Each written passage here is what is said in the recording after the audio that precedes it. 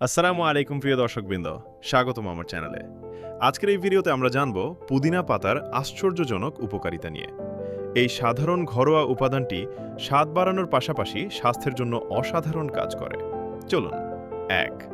হজম শক্তি বাড়ায়। গ্যাস, বদহজম, পেট ব্যথা, বমিভাব বা আইবিএসের মতো সমস্যায় পুদিনা দারুণ কাজ করে। এর মেন্থল পেশি শিথিল করে হজম প্রক্রিয়া সহজ করে। ২. মুখের দুর্গন্ধ দূর করে। পুদিনা মুখের ব্যাকটেরিয়া নষ্ট করে এবং নিঃশ্বাসকে সতেজ ও সুগন্ধি রাখে। চিবিয়ে খেলেও কাজ হয়। ৩. সর্দি কাশি ও নাক বন্ধে উপকারী।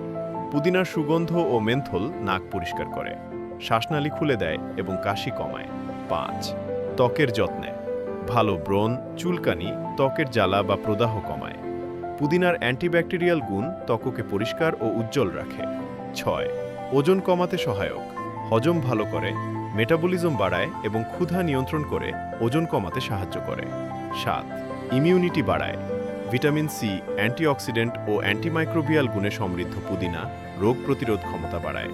পুদিনা ব্যবহারের সহজ উপায়। পুদিনা চা ৫ থেকে ৭টি তাজা পুদিনা পাতা ফুটন্ত পানিতে দিয়ে ৫ থেকে ৭ মিনিট ঢেকে রাখুন। ছেঁকে গরম গরম পান করুন।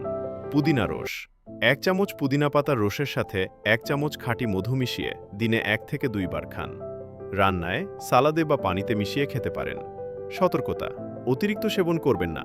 গ্যাস্ট্রিক বা অ্যাসিডিটি বেশি থাকলে পরিমিত ব্যবহার করুন। গর্ভবতী বা ওষুধ খাচ্ছেন এমন ব্যক্তিরা ডাক্তারের পরামর্শ নিন। প্রিয় দর্শকবৃন্দ, এই সহজলভ্য পুদিনা পাতা নিয়মিত ব্যবহার করে দেখুন, শরীর ও মন দুটোই সতেজ হয়ে উঠবে। ভিডিওটি শেষ পর্যন্ত দেখার জন্য ধন্যবাদ। ভালো লাগলে লাইক দিন, কমেন্ট করুন এবং চ্যানেলটি সাবস্ক্রাইব করতে ভুলবেন না।